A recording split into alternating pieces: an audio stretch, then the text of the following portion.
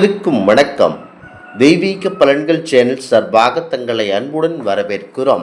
இன்று நம் காணொலியில் காண விரும்புவது சித்திரை மாதம் பிரதோஷம் சிறப்புகளை பற்றி இந்த காணொலியில் பார்க்கலாம். வாருங்கள் காணொலிக்கு செல்லலாம். மறக்காமல் ஒரு சப்ஸ்கிரைப் செய்யவும். பரம்பொருள் சிவபெருமானுக்குரிய அஷ்ட விரதங்களில் ஒன்றாக கருதப்படுவது பிரதோஷ விரதமாகும். இது பாவங்களையும் கஷ்டங்களையும் போக்கி அனைத்து விதமான நன்மைகளையும் அருளக்கூடியதாகும். தற்போது பிறந்துள்ள பராபவ தமிழ் புத்தாண்டில் வரும் முதல் பிரதோஷம் ஏப்ரல் 15 அமைந்திருப்பது சிறப்பு. இந்த நாளில் பரம்பொருள் சிவபெருமானை எப்படி வழிபட்டு என்ன செய்தால் சிவபெருமானுடைய அருள் முழுவதுமாக பெற முடியும் என்பதை இந்த காணொளியில் பார்க்கலாம். தமிழ் புத்தாண்டான பராபவ ஆண்டு பிறந்த பிறகு ஒரு முதல் பிரதோஷம் ஏப்ரல் 15 இன்று அமைந்திருப்பது கோலாகலமான சிறப்பாகும். தேய்பிரையில் வரக்கூடிய இந்த நாள் பிரதோஷம் மற்றும் மாத சிவராத்திரி ஆகிய புதன்கிழமையில் இணைந்து வருவது சிறப்பு. பொதுவாக புதன்கிழமையில் வரும் பிரதோஷத்தை புதன் பிரதோஷம் என்பார்கள். இந்த நாளில் விரதமிருந்து பரம்பொருள் சிவபெருமானையும் பரம்பொருள் பார்வதி தேவியையும் வழிபட்டால் எப்படிப்பட்ட துன்பமாக இருந்தாலும் விடுபட்டு வெற்றியடைய முடியும். தொழில் வளர்ச்சி ஞானம் செழிப்பிற்கு காரணமாகிய புதன் பகவானுக்குரிய புதன்கிழமையில் வரும் இந்த நாளில் சிவ வழிபாடு செய்தால் தொழில் வளர்ச்சி படிப்பு மற்றும் தேர்தல் வெற்றி ஆகியவற்றில் மதிப்பு மரியாதை உரிய அங்கீகாரம் ஆகியவை கிடைக்கும் என்பது ஐதீகமாகும். உத்திரட்டாதி நட்சத்திரத்தில் இந்த புதன் பிரதோஷம் அமைந்துள்ளது. இது கூடுதல் சிறப்பம்சத்தை தரவல்லது.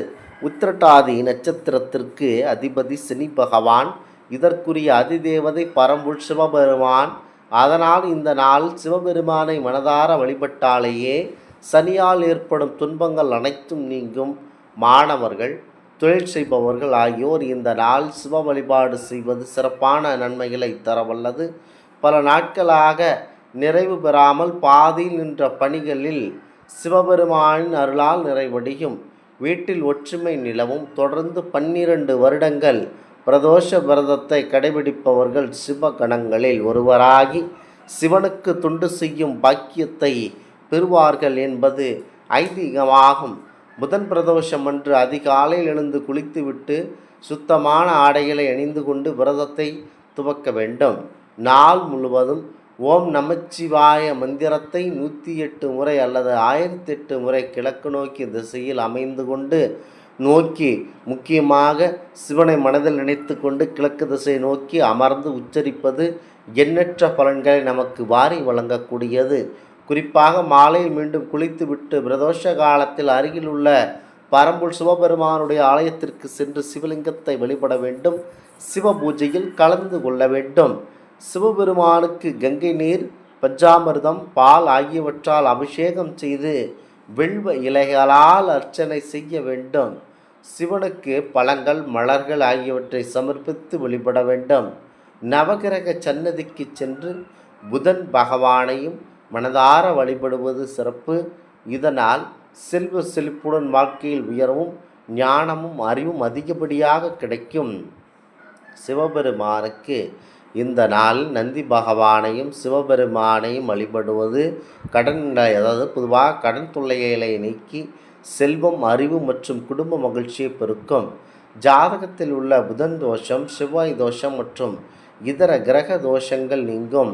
16 வகையான செல்வங்களை பெற்று குடும்பத்தில் ஒற்றுமை, ஆரோக்கியம் மற்றும் மகிழ்ச்சி நிலைக்கும். அலுவலக பணிகளில் இருப்பவர்களுக்கு மேலதிகாரிகளின் பாராட்டு மற்றும் பதவி உயர்வு கிடைக்க அதிகப்படியான வாய்ப்புகள் குவிகின்றன. குறிப்பாக பிரதோஷம் என்று சொன்னால் அனைத்து விதமான தோஷங்களை நீக்க வல்லது. இந்த நாளில் சிவபெருமானையும் நந்தி தேவரையும் வழிபடுவது கூடுதல் சிறப்பம்சத்தை தர வல்லது. முக்கியமாக பிரதோஷ விரதம் சிவபெருமானின் அருளை பெறுவதற்கான மிக முக்கியமான விரதங்களில் ஒன்று. இந்த விரதம் குறிப்பாக சில குறிப்பிட்ட நாள் மற்றும் மாதங்கள் வரும்போது அது மிகவும் சிறப்பு வாய்ந்ததாக கருதப்படுகிறது. பிரதோஷ நாளில் எப்படி வழிபட வேண்டும் என செய்தால் சிவனின் அருளை கண்டிப்பாக கிடைக்கும். பொன் கிடைத்தாலும் புதன் கிடைக்காது என்பார்களாம். புதன் என்பது செல்வத்தையும் ஞானத்தையும் அள்ளித்தரக்கூடிய ஒரு பொன்னான நாளாகும். அந்த நாளில் யார் ஒருவர் விரதமிருந்து பிரதோஷ வழிபாடுகள் செய்கின்றனர்களோ அவர்களின் வாழ்வில் செல்வம் பெருகும். செல்வம் என்பது பணம் மட்டுமல்ல, அறிவுச் செல்வம், ஆரோக்கியம், குழந்தை செல்வம், திருமண பாக்கியம், குடும்ப ஒற்றுமை என 16 வகையான செல்வங்கள் இருக்கின்றன.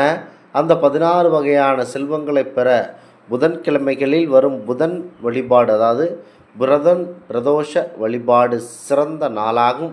புதன்கிழமைகளில் வரும் பிரதோஷ விரதம் இருப்பவர்கள் செவ்வாய்க்கிழமை மாலையிலே நன்றாக குளித்துவிட்டு சிவபெருமானுடைய ஆலயத்திற்கு சென்றோ அல்லது வீட்டிலிருந்தோ சிவபெருமானை வழிபட்டு ஓம் நமச்சிவாயா எனும் மந்திரத்தை கிழக்கு திசை நோக்கி அமர்ந்து 108 முறை உச்சரிக்க வேண்டும். பின்னர் இரவு எளிய உணவுகளை எடுத்துக்கொண்டு உறங்கி விட வேண்டும். புதன்கிழமை காலையில் எழுந்து குளித்து அருகில் உள்ள சிவ ஆலயத்திற்கு செருப்பு போடாமல் நடந்து சென்று சிவபெருமானையும் நந்தி பகவானையும் வழிபட்டு நான் புதன்கிழமை பிரதோஷ விரதம் இருக்கிறேன், என் வாழ்க்கையில் இருக்கும் அனைத்து செல்வ தடைகளும் காணாமல் போக வேண்டுமென வேண்டிக்கொண்டு கோவிலில் அமர்ந்து 108 முறை ஓம் நமச்சிவாயா எனும் மந்திரத்தை கொடிமரத்திற்கு அருகில் அல்லது தல விருட்சத்திற்கு அருகில் அல்லது நந்தி பகவானுக்கு அருகில் அமர்ந்து கண்டிப்பாக உச்சரிக்க வேண்டும். மீண்டும் 4 மணிக்கு சிவ ஆலயத்திற்கு சென்று நந்தி பகவானையும் அருகம்புல் மாலை அணிவித்தால் தொழில் தடைகள் நீங்கும். சிவனுக்கு அர்ச்சனை செய்யுங்கள். பிரதோஷம் நடக்கக்கூடிய மாலை 4:30 மணி முதல் மாலை 6:30 மணி வரை உலகில் உள்ள அத்தனை தேவர்களும் தெய்வங்களும் நேர்மறை எண்ணம் கொண்ட சக்திகள் சித்தர்கள் அங்கு கூடி சிவபெருமானை தரிசிப்பதாக ஐதீகம். அந்த நேரத்தில் நாம் கோவிலில் எந்த வேலையாவது செய்தால் அவர்களுடைய பார்வை நம்மீது படும். அவர்கள் பாதை நம்மீது பட்டால் நம் வாழ்வில் பிரச்சனைகள் பாவங்கள் போக்குவார்கள். அன்று கோவில்களில் தயிர் சாதம் தானமாக வழங்குபவர்களுக்கு நீண்ட நாள் தடைபட்டு இருக்கும் காரியம் நிறைவேறும். அங்கு இருக்கும் காமதேனு பசுவிற்கு 4 மஞ்சள் வாழைப்பழம் கண்டிப்பாக கொடுங்கள். இந்த ஆன்மீக தகவல் உங்களுக்கு பிடித்து இருந்தால் தெய்வீக பலன்கள் சேனலை கண்டிப்பாக சப்ஸ்கிரைப் செய்து கொள்ளவும். மீண்டும் ஒரு நல்லதொரு காணொளியில் உங்களை சந்திக்கிறோம். நன்றி, வணக்கம்.